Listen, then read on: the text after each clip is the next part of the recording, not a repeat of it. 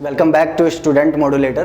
Polytechnic entrance exam के physics subject का ये पहला वीडियो लेक्चर है और इस फर्स्ट वीडियो लेक्चर में हम लोग कवर करेंगे इलेक्ट्रिसिटी टॉपिक के कुछ इलेक्ट्रिसिटी चैप्टर के कुछ अंदर आने वाले कुछ टॉपिक्स, और वो हैं आवेश, चार्ज, इलेक्ट्रॉन की संख्या, मतलब आवेश में इलेक्ट्रॉन की संख्या कितनी होती है उसके बारे में कुछ पढ़ेंगे, और फिर हम लोग देखेंगे फोर्स बिटवीन चार्जेज, आवेशों के बीच कितना बल लगता है। ठीक है, तो ये कुछ इंपॉर्टेंट टॉपिक्स है जो कि पॉलीटेक्निक एंट्रेंस एग्जाम के पॉइंट ऑफ व्यू से काफ़ी ज़्यादा इंपॉर्टेंट है।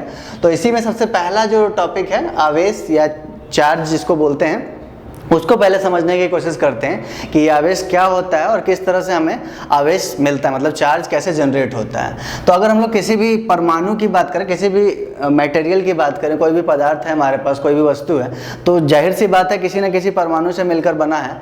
तो उस परमाणु के लेवल में, मतलब एटॉमिक लेवल पर अगर हम लोग बात करें तो एटॉमिक लेवल पर कुछ हम लोगों का एटॉमिक स्ट्रक्चर जो है, परमाणु संरचना कुछ इस तरह से होता है कि बाहर में इलेक्ट्रॉन्स मूव करते हैं, बाहरी कक्षाओं में इलेक्ट्रॉन्स मूव करते हैं, ठीक है, और अंदर में सेंटर पर, जिसको हम लोग न्यूक्लियस या नाभिक बोलते हैं, न्यूक्लियस या नाभिक बोलते हैं, वहाँ पर दो चीज़ें होती हैं, दो पार्टिकल्स होते हैं, और वो होते हैं न्यूट्रॉन और एक और पार्टिकल होता है प्रोटॉन। ठीक है, तो इस तरह से हम लोगों ने देखा कि न्यूट्रॉन और प्रोटॉन जो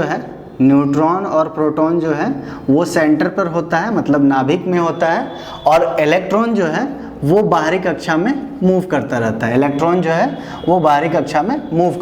है। तो ऐसे केसेस में ये ध्यान देना है कि जो इलेक्ट्रॉन बाहर जो मूव कर रहा है वही सिर्फ क्या हो सकता है कि इस जो एटम या परमाणु है उससे बाहर निकल सकता है, या कहीं से इलेक्ट्रॉन इस कक्षा में आ सकता है, इस क्लास में आ सकता है, इस एटम के साथ कंबाइन हो सकता है। जहाँ तक बात की जाए प्रोटॉन और न्यूट्रॉन की, जो कि न्यूक्लियस यानी नाभिक के अंदर होता है, वो प्रोटॉन न्यूट्रॉन तो फिर ये इलेक्ट्रॉन के साथ ऐसे ही बाइंडेड रहता है, मतलब एक बंधन बना करके यहाँ पर ग्रुप्ड रहता है। तो वो न्यूट्रॉन और प्रोटॉन तो यहाँ से जंप करके बाहर नहीं निकल सकता है। तो ये चीज़ ध्यान रखना है कि कभी भी स्थानांतरण, मतलब इलेक्ट्रॉन का किसी एक एटम से दूसरे एटम में जो भी ट्रांसफर होगा वो सिर्फ और सिर्फ इलेक्ट्रॉन के केस में हो सकता है। प्रोटॉन और न्यूट्रॉन का स्थानांतरण मतलब ट्रांसफर नहीं हो सकता है। ओके, तो ये चीज़ यहाँ पर क्लियर कर लेना सबसे पहले कि प्रोटॉन और न्यूट्रॉन जो है वो ट्रांसफरेबल नहीं है। किसी भी एटम का प्रोटॉन न्यूट्रॉन कहीं और किसी और एटम को नहीं दिया जा सकता, ना ही किसी और एटम से लिया जा सकता है। ये ट्रांसफरेबल नहीं है, इसको हस्तांतरित नहीं किया जा सकता है। ओके, किसको हस्तांतरित किया जा सकता है, किसको ट्रांसफर किया जा सकता है, वो है सिर्फ हमारा इलेक्ट्रॉन। इलेक्ट्रॉन को हम चाहें तो किसी एटम को दे सकते हैं या एटम से ले भी सकते हैं। ओके, अब बात कर लेते हैं हम लोग आवेश के बारे में कि ये आवेश जनरेट कैसे हुआ और इसका क्या मतलब है इससे पहले पढ़ने का। तो बात की जाए इस जो एटॉमिक स्ट्रक्चर या परमाणु संरचना में, तो इसी के अंदर दो ऐसे पार्टिकल्स है, दो ऐसे तत्व हैं जो कि इस आवेश को जन्म देने के लिए रिस्पॉन्सिबल है। और वो कौन कौन से? इलेक्ट्रॉन और प्रोटॉन। ध्यान देने वाली बात यह है कि इलेक्ट्रॉन के ऊपर भी कुछ आवेश होता है, ठीक है, वो ऋण आवेश होता है। इलेक्ट्रॉन का जो आवेश होता है वो ऋण आवेश होता है, मतलब नेगेटिव ऋण आवेश होता है, ऋण आवेश यानी नेगेटिव चार्ज होता है इलेक्ट्रॉन जो है। और जो हमारा प्रोटॉन है, प्रोटॉन के ऊपर जो चार्ज होता है वो होता है धन आवेश यानी पॉजिटिव चार्ज। प्रोटॉन के ऊपर जो चार्ज होता है वो होता है धन आवेश यानी पॉजिटिव चार्ज। समझ में आ गया? इलेक्ट्रॉन के ऊपर जो आवेश है वो ऋण आवेश है, मतलब नेगेटिव चार्ज, और प्रोटॉन के ऊपर जो आवेश है वो है पॉजिटिव चार्ज। सामान्य अवस्था में बात की जाए, नॉर्मल सिचुएशन में, तो जितने इलेक्ट्रॉन्स होते हैं, और बात यहाँ पर एक और चीज़ मैं नोट करवा दूँ, इलेक्ट्रॉन के ऊपर ऋणावेश, प्रोटॉन के ऊपर धनावेश, और जो हमारा तीसरा जो पार्टिकल बच गया मतलब न्यूट्रॉन की बात की जाए तो न्यूट्रॉन आवेशहीन होता है। न्यूट्रॉन जो होता है हमारा वो आवेशहीन होता है। ठीक है, तो ये तीन चीज़ें हम लोग समझ चुके हैं कि इलेक्ट्रॉन ऋणावेश मतलब negative charge, proton positive charge मतलब धनावेश, और न्यूट्रॉन आवेशहीन मतलब चार्जलेस। ठीक है, तो ये तीनों पार्टिकल के बारे में हम लोग समझ चुके हैं कि कौन सा पार्टिकल क्या होता है। अब आगे थोड़ा सा इसी में एक स्टेप आगे समझ लेते हैं कि जो इलेक्ट्रॉन है और प्रोटॉन है, किसी भी परमाणु के अंदर जो इलेक्ट्रॉन और प्रोटॉन है उनकी संख्या हमेशा बराबर होती है। किसी भी परमाणु की बात की जाए, परमाणु की सामान्य अवस्था में, नॉर्मल कंडीशन है सामान्य अवस्था, ठीक है। नॉर्मल कंडीशन में परमाणु में क्या होता है, इलेक्ट्रॉन और प्रोटॉन की संख्या बराबर होती है। जितने उसमें इलेक्ट्रॉन होंगे उतने ही प्रोटॉन होंगे। अब इलेक्ट्रॉन के ऊपर ऋण आवेश, प्रोटॉन के ऊपर धन आवेश, और इन दोनों आवेश का जो मान होता है वो भी बराबर होता है। और कितना होता है वो भी समझ लेते हैं। इलेक्ट्रॉन के ऊपर जो ऋण आवेश होता है माइनस में होता है और वैल्यू होती है उसकी 1.6 इंटू 10⁻⁻19 कूलम। और प्रोटॉन के ऊपर जो धन आवेश होता है वो प्लस में होता है, प्लस 1.6 इंटू 10⁻19 कूलम, ठीक है। ये दोनों आवेश का चूँकि मात्रक कूलम होता है। और मैं बता दूं कि मैं जो ये कॉन्सेप्ट बता रहा हूँ, ये कॉन्सेप्ट पॉलिटेक्निक एंट्रेंस एग्जाम के लिए काफ़ी इंपॉर्टेंट है और इसमें मैं ये चीज़ समझता हूँ कि आपको जो बेसिक्स है वो पता होगी, ठीक है। इस कारण से मैंने आवेश का जनरल डेफिनेशन या आवेश का मात्रक कूलम होता है ऐसी चीज़ों को मैंने डिस्कशन नहीं किया। मैं डायरेक्ट पॉइंट्स पे आ रहा हूँ जिससे डायरेक्ट एग्जाम में क्वेश्चन पूछे जाते हैं। तो इसी कारण से इलेक्ट्रॉन की बात करें तो इलेक्ट्रॉन के ऊपर जो नेगेटिव आवेश होता है, मतलब ऋण आवेश होता है, वो कितना होता है, -1.6 इंटू 10⁻⁻19 कूलम। और प्रोटॉन के ऊपर जो पॉजिटिव चार्ज होता है, धन आवेश जो होता है, वो होता है प्लस 1.6 इंटू 10⁻⁻19 कूलम। और चूंकि परमाणु की सामान्य अवस्था में, नॉर्मल कंडीशन में, जब तक कि उसका इलेक्ट्रॉन कहीं और नहीं गया हो या उसने कहीं से इलेक्ट्रॉन नहीं लिया हो, इस कंडीशन में इलेक्ट्रॉन और प्रोटॉन की संख्या जो है हमेशा बराबर होगी। जितने उसमें इलेक्ट्रॉन होंगे उतने ही उसमें प्रोटॉन होंगे। तो देखिए यहाँ से अगर दोनों को ऐड कर दिया जाए, चूँकि परमाणु एक कंप्लीट एटम की बात की जाए तो कंप्लीट एक मटेरियल है जिसमें कि इलेक्ट्रॉन और प्रोटॉन की संख्या अगर बराबर हो जाए तो पूरे कॉम्बिनेशन, पूरे एटम की अगर बात की जाए तो जितने इलेक्ट्रॉन उतने ही प्रोटॉन, यानी एक प्लस एक माइनस को कैंसिल कर देगा। और इसी तरह से जितने भी इलेक्ट्रॉन रहेंगे, मान लेता हूँ मैं किसी परमाणु की बात करूँ, उसमें 5 इलेक्ट्रॉन है तो 5 ही प्रोटॉन होंगे। तो जो इलेक्ट्रॉन की संख्या की वजह से, 5 इलेक्ट्रॉन की संख्या की वजह से जो 5 गुना चार्ज, -5 इंटू इतना चार्ज बनेगा, और प्रोटॉन की संख्या की वजह से जो +5 इंटू इतना चार्ज बनेगा, वो दोनों मिला करके क्या हो जाएगा, कैंसिल हो जाएगा, कट जाएगा। और ओवरऑल टोटल जो चार्ज हो जाएगा, मतलब कुल आवेश जो हो जाएगा सामान्य अवस्था में परमाणु का, वो हो जाएगा 0। चूँकि इलेक्ट्रॉन और प्रोटॉन की संख्या बराबर होती है तो इलेक्ट्रॉन में माइनस और प्रोटॉन में प्लस होने की वजह से दोनों को सम करने पे जो परमाणु की सामान्य अवस्था में कुल आवेश का मान होता है, कुल आवेश का मान होता है, नेट चार्ज जिसको बोलते हैं, नेट चार्ज की जो वैल्यू होती है वो होती है 0 कूलम। ये ध्यान रखना है, ठीक है। अब आगे बढ़ते हैं और समझते हैं कि इस इलेक्ट्रॉन और प्रोटॉन की वजह से जो चार्ज है, उस चार्ज की वैल्यू हम लोग कैसे, मतलब अभी तो हमने देखा सामान्य अवस्था, अब इलेक्ट्रॉन का क्या होगा, ट्रांसफर हो सकता है। हम लोगों ने इससे पहले पढ़ लिया कि इलेक्ट्रॉन का ट्रांसफर हो सकता है, इलेक्ट्रॉन किसी और एटम के पास जा सकता है या और एटम से हम लोग वापस ले सकते हैं, राइट। प्रोटॉन और न्यूट्रॉन नाभिक में स्थिर रहेगा। न्यूट्रॉन तो चूंकि चार्जलेस है तो उसकी बात करनी जरूरी है नहीं। प्रोटॉन मतलब हमारा फिक्स रहेगा। सिर्फ इलेक्ट्रॉन एक एटम से, मतलब एक परमाणु से दूसरे परमाणु में जा सकता है या दूसरे परमाणु से पहले परमाणु में वापस आ सकता है। तो हम लोग बात करते हैं कि जब इलेक्ट्रॉन का ट्रांसफर होता है, मतलब असामान्य अवस्था, इसमें तो सामान्य अवस्था की बात कीजिए, असामान्य अवस्था जिसमें कि ट्रांसफर हो गया इलेक्ट्रॉन का, उस समय चार्ज की वैल्यू क्या होगी, आइए देखते हैं। तो मान लेता हूं मैं कि कोई एक परमाणु है, कोई एक परमाणु है हमारे पास, ठीक है। तो सामान्य अवस्था में इसमें कितना चार्ज है, 0 कूलम, ठीक है। अब क्यों 0 कूलम चार्ज है, क्योंकि जितना इसमें इलेक्ट्रॉन होगा उतना ही प्रोटॉन होगा, जितना नंबर ऑफ इलेक्ट्रॉन्स होंगे उतना ही नंबर ऑफ प्रोटॉन्स होंगे। इलेक्ट्रॉन की संख्या प्रोटॉन की संख्या बराबर होगी। अब इसमें से हम लोग क्या करते हैं, 2 इलेक्ट्रॉन इसको ट्रांसफर कर देते हैं, मतलब इस एटम में 2 और इलेक्ट्रॉन कहीं से ला करके इसको 2 इलेक्ट्रॉन दे देते हैं। तो जैसे ही हम लोग 2 इलेक्ट्रॉन एक्स्ट्रा दे देंगे, इसको जैसे ही 2 इलेक्ट्रॉन एक्स्ट्रा दे देंगे तो क्या हो जाएगा कि अब जो है, जैसे यहाँ पर प्रोटॉन और एक इलेक्ट्रॉन था मान लेता हूँ मैं, ठीक है। तो अब क्या हो जाएगा कि एक प्रोटॉन तो फिक्स है क्योंकि प्रोटॉन तो हमने दिया नहीं इसे, लेकिन एक इलेक्ट्रॉन पहले से था और 2 इलेक्ट्रॉन हमने एक्स्ट्रा दे दिया इसको, तो टोटल कितने इसके पास इलेक्ट्रॉन आ गए, 3 इलेक्ट्रॉन आ गए। अब देखिए इलेक्ट्रॉन का जो हम लोगों ने ऋण आवेश का वैल्यू पढ़ा था -1.6 इंटू 10⁻⁻19 कूलम, और प्रोटॉन का जो हमने धन आवेश में वैल्यू पढ़ा था +1.6 इंटू 10⁻⁻19 कूलम। ये दोनों जब एक एक थे तब तो दोनों मिलाकर के इसको 0 कूलम बना दिया, लेकिन जैसे ही इलेक्ट्रॉन की संख्या बढ़ गई तो माइनस जो 3 इंटू 1.6 इंटू 10⁻³ गुना इसका मान इलेक्ट्रॉन के वजह से आवेश मिल गया हमको, और प्रोटॉन के वजह से तो +1 ही मिला। मतलब अगर सिर्फ मान की ना बात करें, सिंपली हम लोग बात करें तो -3 इसके वजह से और +1 यानी टोटल -2। इतना चार्ज इतना मतलब 1.6 से मल्टीप्लाई कर दीजिए, -2 इंटू 1.6 इंटू 10⁻⁻19 कूलम, इतना आवेश इस परमाणु के ऊपर हमें मिल गया। ठीक है, तो ये ध्यान रखना है कि इलेक्ट्रॉन और प्रोटॉन की संख्या में जितना डिफरेंस होता है वही डिफरेंस हम लोगों का क्या कहलाता है, उसमें हम लोग क्या मल्टीप्लाई कर देते हैं 1.6 इंटू 10⁻⁻19 कूलम से, और इस तरह से हम लोगों को मिल जाता है कि उस परमाणु पर आवेश कितना है। इसको अलग शब्दों में, दूसरे शब्दों में इस तरह से भी समझ सकते हैं कि जितने इलेक्ट्रॉन्स का इस पर ट्रांसफर हुआ उतना टाइम्स हमारा ये चार्ज का जो भी वैल्यू था 1.6 इंटू 10⁻⁻19 कूलम, उतना आवेश हमारा बन गया। ठीक है, तो एक जनरल फॉर्मूला हम लोग लिख सकते हैं कि अगर n जो है वो इलेक्ट्रॉन की संख्या है, मतलब जितना इलेक्ट्रॉन इसको मिला उसकी संख्या है, और चूंकि E जो है हमारा फिक्स होता है 1.6 इंटू 10⁻⁻19 कूलम। ठीक है, नेगेटिव है तो माइनस लिख देंगे। एनीवे E जो है इलेक्ट्रॉनिक चार्ज का वैल्यू में बात कर रहा हूँ। ठीक है, तो जो चार्ज जो जनरेट होगा, मतलब आवेश जो बनता है वो होता है Q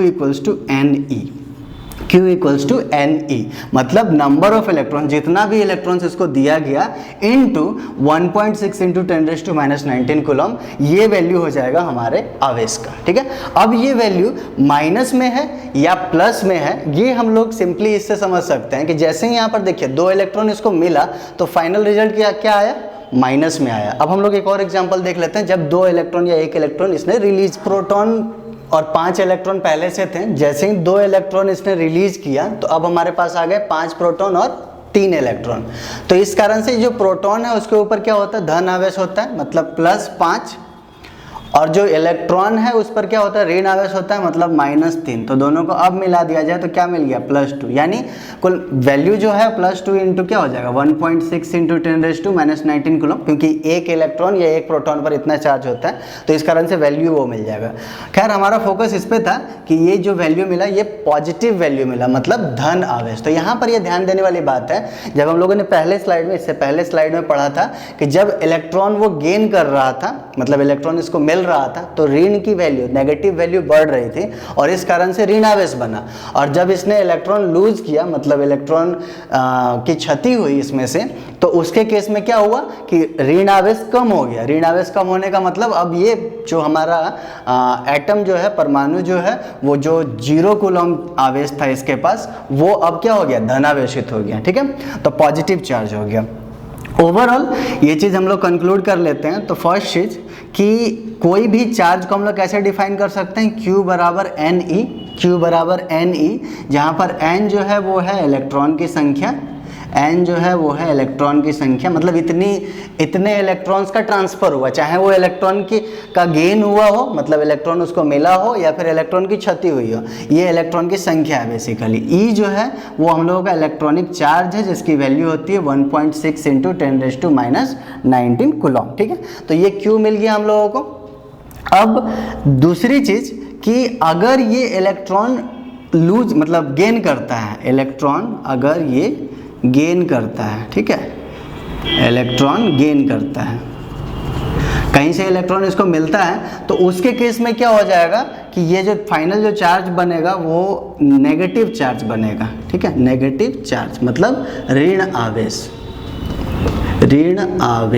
ये चीज़ हम लोग समझ चुके हैं कि अगर ये इलेक्ट्रॉन गेन करता है, ठीक है, इलेक्ट्रॉन का इसमें वृद्धि होती है, तो उस समय नेगेटिव वैल्यू बढ़ रहा है, नेगेटिव वैल्यू बढ़ने के कारण जो हमारा परमाणु है वो नेगेटिव चार्ज हो जाएगा।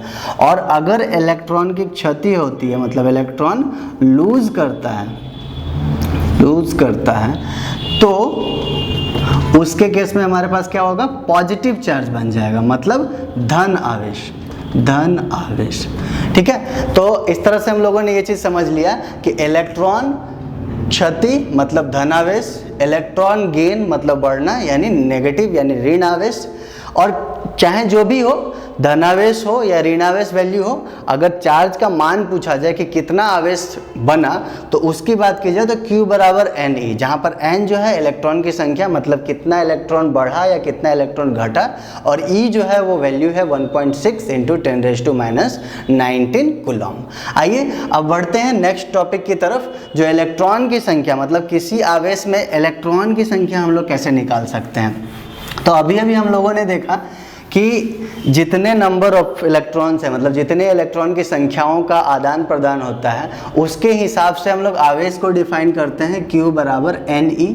ठीक है, अगर हमको इसमें से N की वैल्यू निकालनी है जो कि N इलेक्ट्रॉन की संख्या है तो हम लोग क्या लिख सकते हैं Q/E, यानी कोई भी अगर चार्ज दिया हुआ है, सपोज हम 1 कूलम आवेश की बात करें, 1 कूलम आवेश में कितने इलेक्ट्रॉन्स हैं, कितने इलेक्ट्रॉन होते हैं, ऐसा कोई क्वेश्चन है अगर आपके सामने कि 1 कूलम आवेश में कितने इलेक्ट्रॉन होते हैं, तो सिंपल सी बात है, सबसे पहले तो हमारा जो आवेश है वो कितना है 1 कूलम है। ठीक है, और जो इलेक्ट्रॉनिक आवेश मतलब E की जो वैल्यू है वो तो फिक्स होती है, क्या होती है 1.6 इंटू 10⁻⁹ कूलम। ठीक है, अब हम लोगों को निकालना है नंबर ऑफ इलेक्ट्रॉन्स मतलब इलेक्ट्रॉन की संख्या निकालनी है, तो क्या करेंगे N बराबर Q/E, Q की वैल्यू क्या है 1 और डिवाइडेड बाय 1.6 इंटू 10⁻⁹। अब इसको सॉल्व करेंगे और सॉल्व करने के बाद जो हमारा रिजल्ट आएगा वो आएगा 6.25 इंटू 10⁻18 इलेक्ट्रॉन्स। तो इतने इलेक्ट्रॉन होंगे हमारे 1 कूलम चार्ज में। 2 कूलम चार्ज में पूछा जाए तो 1 की जगह 2 रख देंगे, 2 डिवाइडेड बाई 1.6 इंटू 10, तो कोई भी वैल्यू अगर दे दी जाए कि उसमें इलेक्ट्रॉन की संख्या कितनी है तो उसमें हम लोग आसानी से ये फॉर्मूला यूज़ करके N = Q/E काफ़ी आसानी से बता सकते हैं कि इस आवेश को बनाने में कितने इलेक्ट्रॉन की ज़रूरत पड़ेगी। ओके, कुछ क्वेश्चंस हम लोग जो अगले क्लासेस में करेंगे उससे ज़्यादा ये क्लियर हो जाएगा। आइए बढ़ते हैं और लास्ट टॉपिक देखते हैं आज के वीडियो का, और वो है आवेशों के बीच लगने वाला बल मतलब फोर्स बिटवीन 2 चार्जेज। अगर हमारे पास 2 चार्ज हैं, मान लेता हूँ एक चार्ज है Q1 आवेश Q1 और दूसरा आवेश है Q2, और इनके बीच की दूरी अगर है r, तो एक फॉर्मूला होता है जिसको कूलॉम्स लॉ बोलते हैं, कूलॉम का नियम, और कूलॉम के नियम के हिसाब से इसकी जो वैल्यू होती है इन दोनों के बीच लगने वाले बल की वो होती है 1/4πε0 Q1 Q2 बटा r²। देखिए ये 1/4πε0 जो वैल्यू है ये इसका मान जो है हवा में या निर्वात में, हवा या निर्वात में ये फिक्स होता है, और वो मान होता है 1/4πε0 का, जिसको हम लोग K भी बोलते हैं, वो मान होता है 9 इंटू 10⁹। तो हम लोग डायरेक्टली भी, अगर वैसे जनरली आपको जो क्वेश्चन पूछा जाएगा एग्जाम में वो निर्वात से ही पूछा जाएगा, लेकिन किसी माध्यम में भी जब चेंज करके फोर्स पूछा जाएगा तो वो हम लोग अगले क्लासेस में इस चीज़ को भी क्लियर करेंगे। बट फिलहाल के लिए समझिए कि अगर सिर्फ हवा या निर्वात में 2 आवेशों के बीच लगने वाला बल पूछा जाए तो आप सिंपल फॉर्मूला लिख सकते हैं F = 9 इंटू 10⁹ Q1 Q2/r², जहाँ पर Q1 क्या है एक पहला आवेश, Q2 क्या है दूसरा आवेश, R की वैल्यू बात की जाए तो इन दोनों के बीच की दूरी, और ये तो फिक्स होता ही हवा या निर्वात के लिए। ठीक है, किसी और माध्यम में ये इसकी वैल्यू कुछ अलग भी हो सकती है। अब एक फाइनल पॉइंट इसमें समझ लेते हैं कि ये तो बात हो गई कि इनके बीच लगने वाला बल का मान कितना होगा, लेकिन इनके बीच के लगने वाला बल जो है वो आकर्षण का बल होगा या विकर्षण होगा, मतलब एक दूसरे को अट्रैक्ट करेंगे या रिपल्सन होगा। ठीक है, अट्रैक्ट करेंगे या रिपल्सन होगा, अट्रैक्ट मतलब आकर्षण होगा या फिर विकर्षण होगा। तो ये चीज़ समझने की कोशिश करते हैं। आकर्षण तभी होगा जब वो दोनों जो है अलग अलग आवेश है, मतलब एक पॉजिटिव और एक नेगेटिव है, अगर ऐसा कुछ कॉम्बिनेशन है, एक धनात्मक दूसरा ऋणात्मक है तो आकर्षण होगा, और दोनों के दोनों अगर पॉजिटिव हैं या फिर दोनों के दोनों नेगेटिव हैं तो उसके केस में विकर्षण होगा। तो इसका मतलब ये है कि समान एक जैसे जो आवेश हैं, समान आवेश जो हैं वो एक दूसरे को क्या करते हैं विकर्षित करते हैं, और असमान नेचर के आवेश जो हैं मतलब पॉजिटिव और नेगेटिव एक दूसरे को अट्रैक्ट करते हैं। तो इस तरह से हम लोगों ने कुछ टॉपिक्स कवर किया इलेक्ट्रिसिटी के अंदर, जो कि हमारा फर्स्ट वीडियो लेक्चर था पॉलिटेक्निक एंट्रेंस एग्जाम के अंदर फिजिक्स सब्जेक्ट का। आई होप आपको समझ में आया होगा और इससे आपका फ्रूटफुल रिजल्ट मिलेंगे। अगले क्लास में हम लोग इससे रिलेटेड कुछ क्वेश्चंस कवर करेंगे जिससे और ज़्यादा ये टॉपिक क्लियर हो जाएगा। Thank you so much for watching this.